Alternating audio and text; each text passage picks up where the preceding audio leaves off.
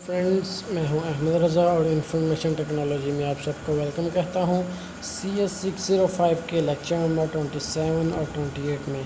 तो आज का जो हमारा टॉपिक है वो है सॉफ्टवेयर की क्वालिटी और सॉफ्टवेयर का रिव्यूज़। तो सबसे पहले सॉफ्टवेयर क्वालिटी के बारे में पढ़ते हैं। क्वालिटी एश्योरेंस के बारे में हमने पिछले लेक्चर में भी बात की थी, तो उसमें भी हमने यही पढ़ा था कि क्वालिटी का डिज़ाइन जो है, हमारे जो प्रोजेक्ट की क्वालिटी है वो अच्छी होनी चाहिए। इसमें तीन चीज़ें आती हैं डिज़ाइन में। सबसे पहले रिक्वायरमेंट, उसके बाद स्पेसिफिकेशन एंड डिज़ाइन। सबसे पहले आपने रिक्वायरमेंट देखनी होती हैं अपने कस्टमर की, अपने क्लाइंट की।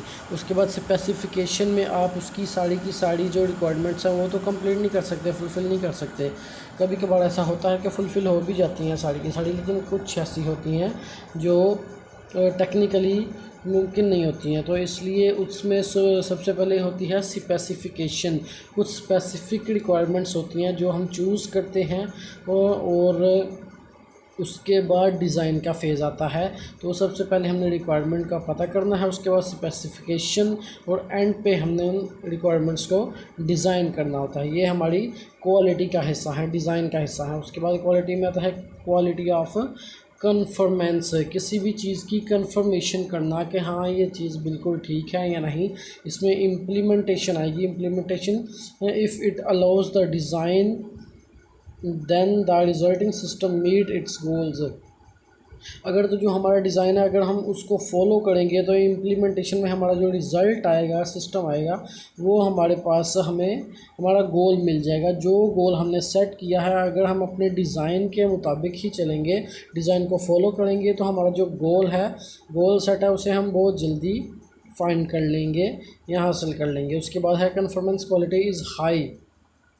अगर तो हमें हमारा गोल मिल जाता है तो हमारे जो कन्फर्मेंस यानी कि क्वालिटी है प्रोजेक्ट की, वो हाई हो जाएगी। उसके बाद है are there any other issue, कोई अदर इशू है ग्लास में, यहाँ पे आ जाएगा यूज़र सर्टिफिकेट या सेटिस्फेक्शन।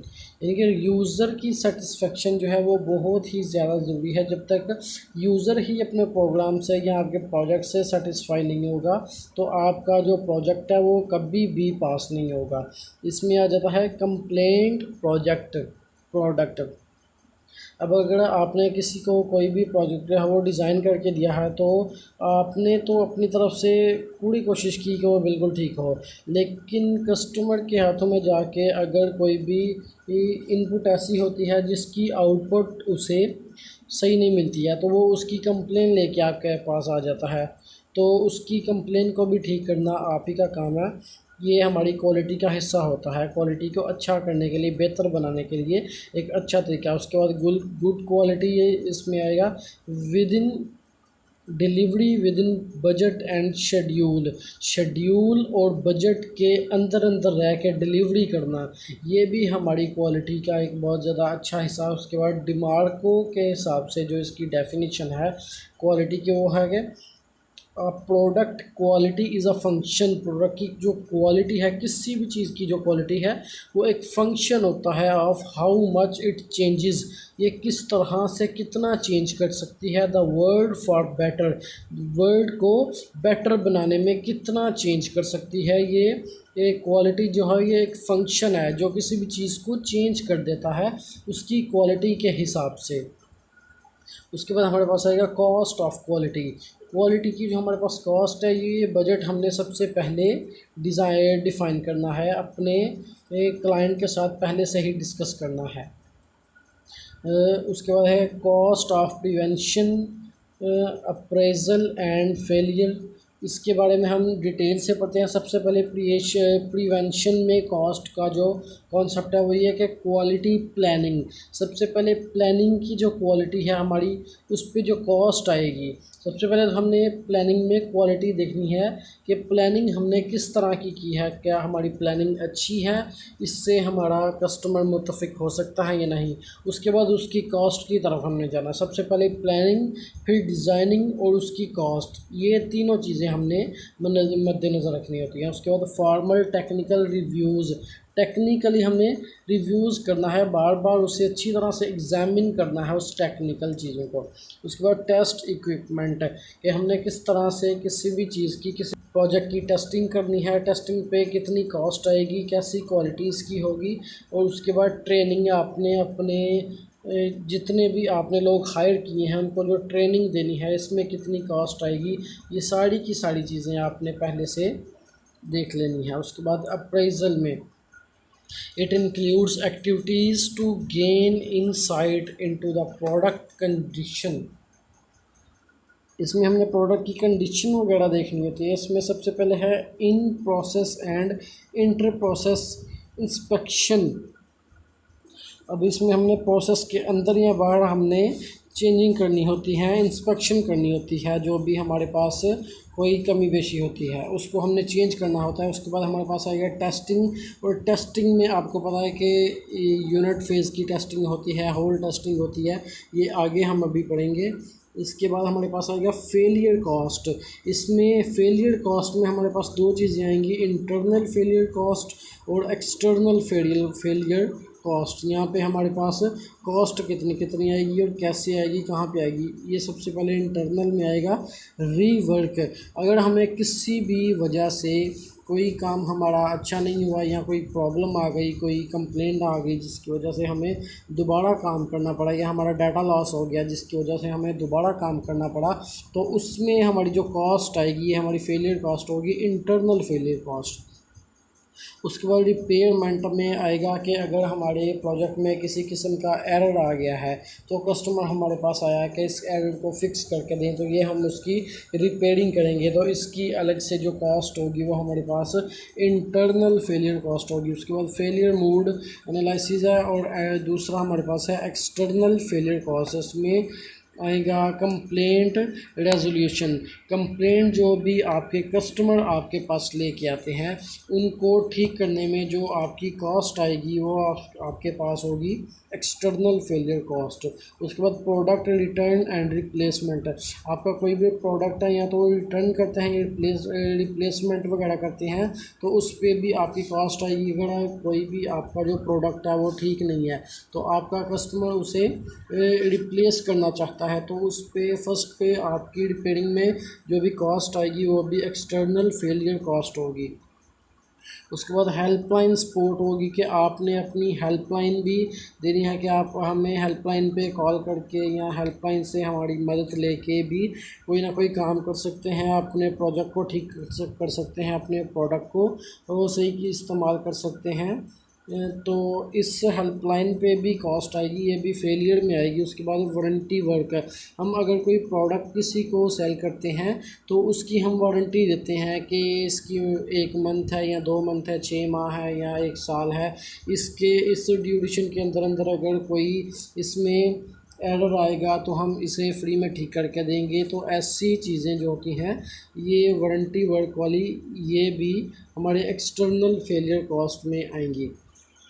अब इसमें ये कि कॉस्ट इंक्रीज़, कॉस्ट हमारी इंक्रीज़ होगी as we go from prevention to detection to internal failure to external failure. अब जैसे जैसे हम एक्सटर्नल फेलियर से इंटरनल फेलियर की तरफ जाएंगे, कंप्लेन है या कोई प्रोजेक्ट है तो प्रोडक्ट है उससे रिप्लेसमेंट है या वर्क वारंटी वर्क है, ये सारी की सारी चीज़ें जब हमारी एक्सटर्नल फेलियर की तरफ जाएंगी या हम रीवर्क करेंगे या रिपेयर करेंगे तो इससे हमारी कॉस्ट जो है वो इंक्रीज़ हो जाएगी। कॉस्ट ऐसी वैल्यू होती है या ऐसी प्राइस होती है जो किसी भी चीज़ को बनाने में, किसी भी चीज़ को बनाने में जो लागत आती है उसे हम कॉस्ट कहते हैं।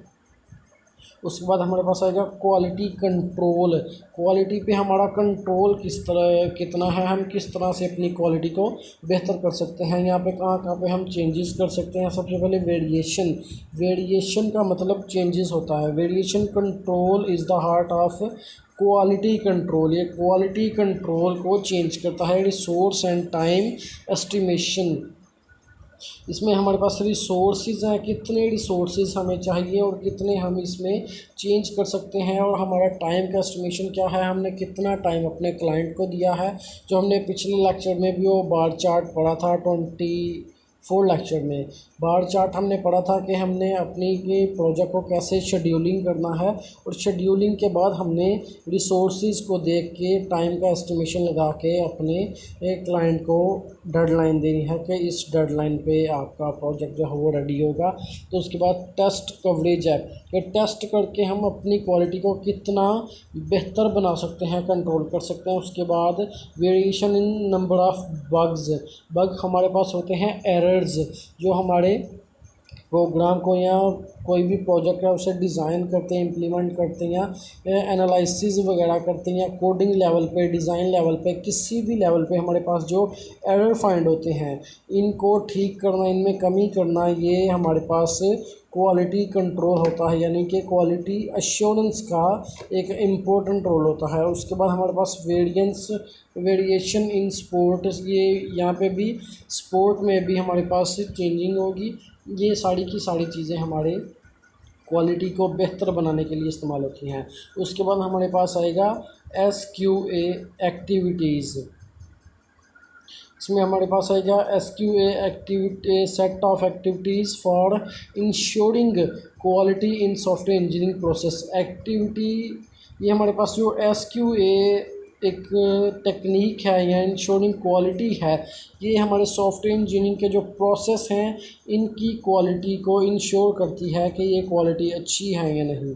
The SQA is a process in which confirmed to be requirement of the product is met. हमारी जो भी रिक्वायरमेंट्स होती हैं वो कंफर्म हो जाती हैं, हम अपनी कंफर्म रिक्वायरमेंट के साथ मीट करते हैं और उसके साथ इंटरेक्शन करते हैं और अपनी जो क्वालिटी है हमारे प्रोजेक्ट की उसे बेटर बनाते हैं। उसके बाद हमारे पास है प्रोसेस दैट इंश्योर दैट, ऐसा प्रोसेस है जो डेवलप सॉफ्टवेयर को डेवलप करता है, meets and complies with defined और स्टैंडर्डाइज क्वालिटी स्पेसिफिकेशन, हमारी स्पेसिफिकेशंस के साथ बातचीत करता है, इंटरेक्शन करता है और इसकी क्वालिटी को डिफ़ाइन करता है। तो यहाँ पे हमारे पास एक वी मॉडल है। इसमें सबसे पहले होगा ये कि एक एक फेज़ को आपने समझना। सबसे पहले हम अपने कस्टमर से उसकी रिक्वायरमेंट पूछेंगे और उसमें इंस्पेक्शन करेंगे, यानी कि कोई ना कोई अगर चेंजिंग करनी है तो ये देखें, ये बैक एरो जो लगा है इसमें ये है कि अगर कोई चेंजिंग करनी है तो हम इसमें इंस्पेक्शन करेंगे, वापस रिक्वायरमेंट में जाएंगे, और अगर इंस्पेक्शन नहीं करनी है तो फिर हम आएंगे नीचे आर्किटेक्चर में। आर्किटेक्चर के नीचे दोबारा से है इंस्पेक्शन। इस फेज़ में अगर हमने कोई इंस्पेक्शन करनी है तो ठीक है, हम दोबारा इसे आर्किटेक्चर में ले जाएंगे, तो और अगर नहीं करनी तो हम इसके नीचे डिज़ाइन वाले फेज़ में आएंगे। डिज़ाइन के फेज़ के नीचे दोबारा से हमारे पास इंस्पेक्शन है। अगर यहाँ पे कोई चेंजिंग होगी तो हम दोबारा इसे डिज़ाइन के फेज़ में लेके जाएंगे, अदरवाइज़ हम इसे कोड लेवल में लेके आएंगे, कोडिंग करेंगे, कोडिंग के बाद दोबारा से इंस्पेक्शन। ये हर फेज़ के बाद हमारी इंस्पेक्शन जो है वो लाजमी होगी, हमने लाजमी चेक करना है, और चेंजिंग वगैरह अगर रिक्वायर्ड हैं तो उनको लाजमी हमने चेंज करना है। और यहाँ से ये जब दोबारा कोड की तरफ जाएगा तो कोड में अब यहाँ पे कोई इंस्पेक्शन नहीं है तो कोड चला जाएगा यूनिट टेस्टिंग में। अब यूनिट टेस्टिंग ये होती है कि छोटे छोटे हिस्सों में डिवाइड करके किसी भी कोड को उसकी टेस्टिंग करनी, उसमें जो भी एरर्स होते हैं वो आसानी से फाइंड हो जाती हैं। तो यूनिट टेस्टिंग में जब हम कंप्लीट हो जाएगी हमारी यूनिट टेस्टिंग, उसके बाद हम जाएंगे इंटीग्रेशन टेस्टिंग में। तो इंटीग्रेशन टेस्टिंग में हम होल नेटवर्क को, होल प्रोजेक्ट को हम टेस्ट करेंगे। जब इसमें कोई भी हमारे पास एरर जो है वो फाइंड नहीं होगा तो हमारे पास यहाँ पे एक्सेप्टेंस टेस्ट आ जाएगा कि हमारा जो टेस्ट है वो एक्सेप्ट हो गया, हमारे जितने भी एरर्स थे वो रिमूव हो चुके हैं और हमारा जो प्रोडक्ट है वो कम्प्लीटली डिज़ाइन हो चुका है। उसके बाद है इम्पोर्टेंस ऑफ रिव्यूज़ की क्या इम्पोर्टेंस होती है। Technical work need reviewing for same reason that pencil needs eraser. जिस तरह हम एक पेंसिल से लिखते हैं तो उसमें अगर हमारे पास कोई गलती हो जाती है तो हम जब उसे रिव्यू करते हैं, हम उसका एरर जो है वो फाइंड करते हैं, तो उसको ठीक करने के लिए हमें इरेज़र की ज़रूरत पड़ती है। हम उसे इरेज़र से इरेज़ करके दोबारा से पेंसिल से वहाँ पे लिख लेते हैं। इसी तरह टेक्निकल वर्क में भी रिव्यूइंग इसीलिए की जाती है कि उसमें अगर कोई एरर है तो हम एरर को फाइंड करें और उसे रिमूव करके इसे ठीक कर दें।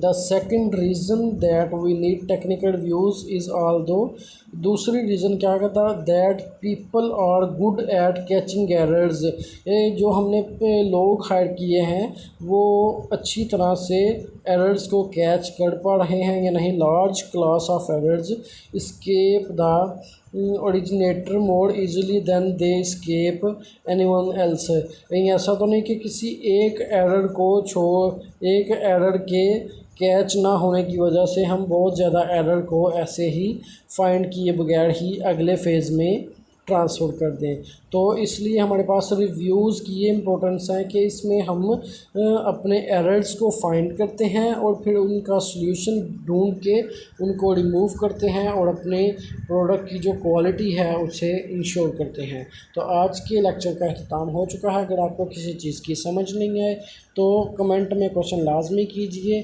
और अदरवाइज़ मेरी वीडियो को लाइक कीजिए, मेरे चैनल को सब्सक्राइब कीजिए और मुझे अपनी दुआ में याद रखिए। अल्लाह हाफिज़।